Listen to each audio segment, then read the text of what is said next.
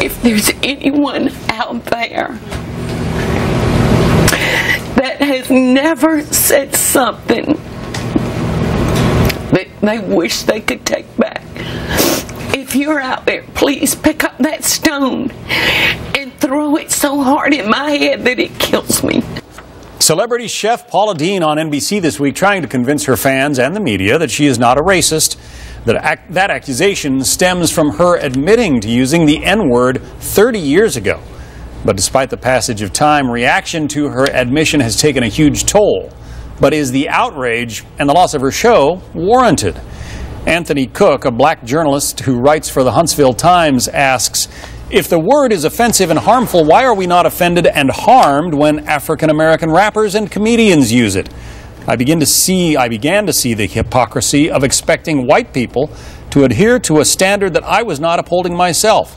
Using it culturally is no excuse. That's the same reason Paula Deen used it, because it was culturally accepted at the time among her family and colleagues. So what do you think about that, Joe? I say bravo to Anthony. That was very well written. I'm going to agree here, and it doesn't happen very often, with Bill Maher, who said in his show, since when do we prosecute somebody for using a bad word a long time ago? The bottom line is, John, that racism rates in the cable world. It's very easy to put somebody on with somebody else, and one person says, hey, you know what, let's waterboard this person for the rest of their lives, while the other person says, hey, this person should be forgiven. Rick, is there a double standard? Yeah, there is. The media have a double standard when it comes to homophobia or racism. They're unpardonable sins in their mind.